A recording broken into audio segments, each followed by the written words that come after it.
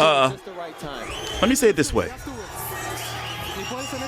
I haven't really had enough time to really analyze Bruce Shu Shu Carrington. Now, I've watched all of his fights because all of his fights have been available on ESPN Plus. He's been fighting on prelims or prelim fights. I forgot what ESPN calls them. My bad. Anyway, he is highly ranked by various sanctioning bodies in 126 pounds. As you can see, number one by the WBC, even though Ray Vargas is the champion and Reese says, I don't know what's been up with him. He's always injured. Something always going on.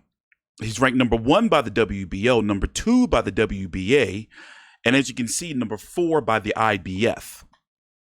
Now, the 126-pound division is a bit all over the place because right now, to be honest, this is my personal opinion. Oh, by the way, he just stopped in round number 2. Was that 3? I forgot. I'm sorry.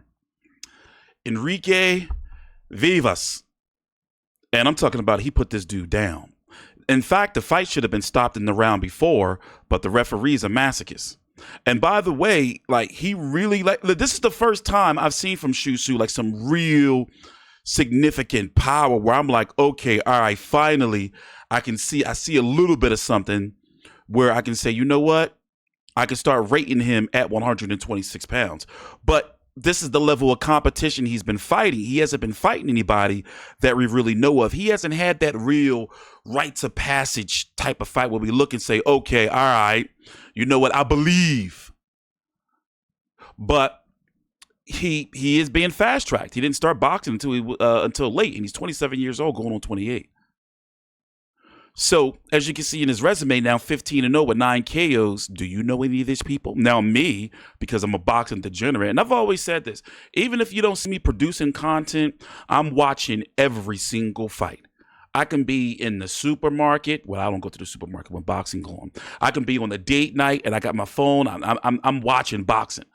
Like, even right now, I got the Zone card on, UFC, and I got this Mayer versus Sandy Ryan 2 card on.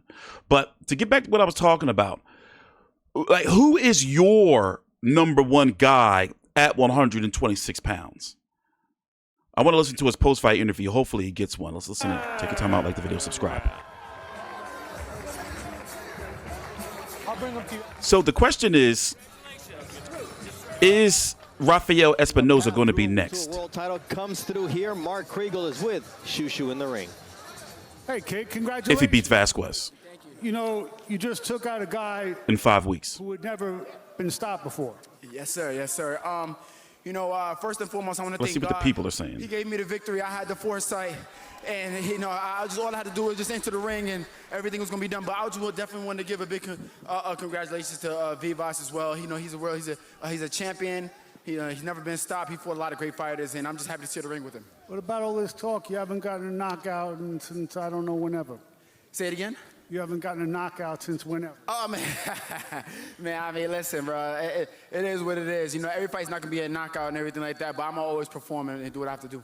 Describe what happened in there tonight, because it looked like he was rushing at you pretty hard, and you were very precise. That was the first knockdown. Then your uppercut, then you started with the right hand. Yeah, so what happened was, like, I just saw him opening up, you know, exactly what I wanted to, and I want him to do. You know, that was a part of the game plan for him to just feel comfortable and then open up, and then I was just going to just get my shots on the inside and to get him up out of there. Smart. Listen, the sanctioning bodies can agree on nothing except that you're the best guy who doesn't have a title. Who do you want, where, when, how? Listen, man, I want all of the top champions, you already know, but I really do want to be specific when I call these people out. Nick Ball, yeah, I want that. WBC. Stephen Fulton, yeah, I want that. Let's get this working, bro. Let's get this working. I want to fight all y'all. Let's get it. I'm top 10, I'm top 5 in all of the sanctioning bodies right now. Stop running. Stop playing. Let's get this work. You want the short guy? What about the tall guy who's under contract to top rank, Espinoza? You know I'll chop that tree down too. You know I've been here. I've been saying his name since last year. Stop playing. He was at his fight last year. You gotta ask him the question if he wants to fight me. That's the real question. I've been saying I've been wanting to fight everybody. Let's get this work. I'm not ducking nobody. Y'all some champions. Y'all call yourself champions. Come fight the best. See me. Anything else you want to say? Because you're going good now. Listen, man, nah, I'm wrapping it up here. Just remember, you never want to miss the Shu Show because you never know. Let's get it. Lock in, baby. Shu Shu. Congratulations. Enjoy this, okay? Maybe go longer next time. Bernardo, back to you. Pause. Anyway, so listen. Stephen Fulton got the win over Brandon Figueroa. As you can see, here is the champions according to the ESPN. Well, from the ESPN graphic here, Angelo Leo got. I really want to consider that an upset over Luis Berto. Nick Ball didn't really look too. I'm not impressed with Nick Ball. You know, the right boxer can beat Nick Ball. I actually would pick Shu Shu right now today to beat Nick Ball. But then again, I don't know because we haven't seen Shu Shu do nothing.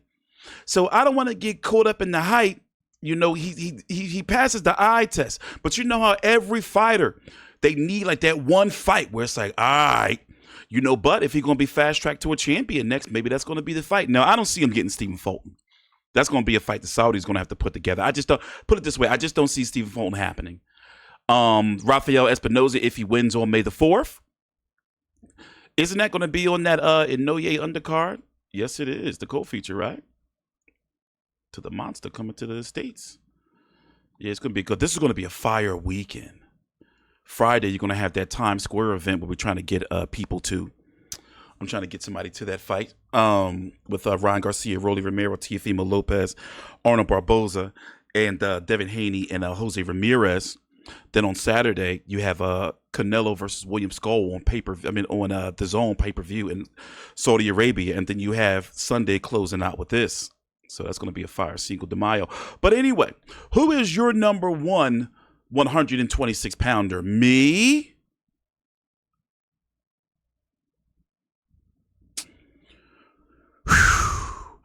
I want to say Rafael Espinoza, Nick Ball, Stephen Fulton, Angelo Leo. But Ball and Fulton can, you know, see, here's the thing. Fulton been too inactive. And remember, let's not forget, he was getting touched up the fight before he beat Figueroa. Remember that when he was on the prelims against Carlos Castro. Some people may argue that he lost. I don't. I think he won the fight. So, you know, that has to play into it. But also, my man Nick Ball, you know, the 5'2", you know, I just don't really know with him. Yes, he should have beat Ray Vargas, in my opinion. He squeaked by Ray Ford, but both of these fights, in my opinion, he won clearly, even though one was a draw. But I just feel with the right style, if somebody can keep him on the end of a jab with his height and, you know, like really offset his rhythm, you can beat him. He's beatable. So once again, who is your number one 126-pounder? And how do you rank Bruce Carrington? Because he's supposed to be the next guy. By the way, Tomoki Kameda is taking on Angelo Leo. Isn't that like in a couple of weeks? This is coming up soon. No, that's in May 24th. So, yeah, all these guys are active and fighting. But the problem is with a guy like Stephen Fulton, him being with PBC, you never know when he's going to fight again. You know, where my rankings go? Where'd they go? What did I do with them? Was it this? Oh, man, when I do my rankings. Oh, there they are. So, you have Rafael Espinoza, Rafael Espinoza and Edward Vasquez fighting on May the 4th on Inoue versus Cardenas.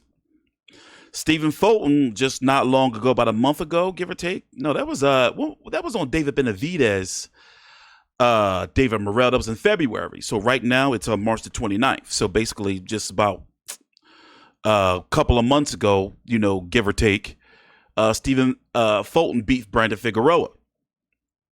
Ray Vargas can come back and be the mandatory. Nick Ball just fought a couple of weeks ago. He beat TJ Doheny. And Angelo Leo is going to be fighting on May the 24th. So, of course, Top Rank wants to keep it in-house and go Bruce Carrington versus Rafael Espinoza. But let's see if after the Espinoza-Vasquez fight, if the WBO order that or what's the WBC is going to do. Let's watch them. I'm not concerned about the WBA. And as you can see, as far as the IBF is concerned, Bruce, they ain't gonna order that no time soon. So it's the WBO and the WBC to look out for, but I doubt it's going to be the WBC, and the WBO is the easiest route to go, especially with the in-house politics. But with that being said, I got my eye on him. I'm not there yet. And since I'm old and jaded, I've been covering boxing for fucking 15 years. I started full-time in 2014, but basically I started like really covering boxing in 2010, even though I was doing like 2 videos a year. And yes, it's no secret that the last 4 years I've been like really kind of part-time, but it's like, damn. So, but the point I'm trying to make is I just don't go off of like the eye test anymore, man. I've seen the beginning and the end of careers like Adrian Broner when they would say he would be the next Floyd Mayweather. You kind of get where I'm going? I've seen the rise and fall of Deontay Wilder. You kind of get where I'm going? I was around when Paul Williams fought Carlos Molina. No, not that Molina, the other Molina, but the one that had the statutory rape Molina. I don't even know, but he was charged with it. I don't know if he ever got out of that. I've been around, Jack. Floyd Mayweather, Shane Mosley around. You see what I'm saying? So I just don't, I'm not there yet. I want to believe, but I'm not there yet. But let's see what his next fight's going to be. And if he's going to be fighting at 126, if it's not going to be a champion, then who will it be? Okay, so if he doesn't get a champion, you think Rabisi Ramirez, that would move the needle? Ooh, that would be sexy. I would like that. That would be hot. I like that. But Luis Lopez, yeah, that would be sexy. That would be sexy. It's not gonna be Brandon Figueroa. I don't see that. Who's Kaji? I forgot to pronounce his name. Who's he fighting? I feel like he's got a fight coming up or just had one.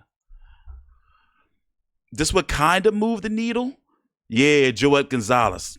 He about to get Joet Gonzalez. I watched this fight pro box. He always getting the title shot. He on his way to another title shot again. This guy, man, he done had like 3 of them already, right? Look at her. That weight's been looking real good on her. But anyway, moving on. Where was I at? So, all right, if you don't get a title shot, fights that would move the needle. Would Neary move the needle? Neary would kind of move the needle. I would like that. I would entertain that. Let's not forget, he dropped Inoue, right? Didn't he drop him? He stunned him. I know that. I remember that. I covered this fight. Would this move the needle for you? Would this move the needle? I mean, anything, I guess, would move the needle. Anything, I guess, would move the needle. Because when you're fighting guys like Vivas, it's like nobody knows who that is. So if it's not a title shot, I'm going to say they got to try to get Lopez, Ramirez, Neary. Maybe you can try to push, Carlos Castro to be like, yeah, he took Stephen Fulton to the, maybe you can try to push that. Let's see, has he fought since then?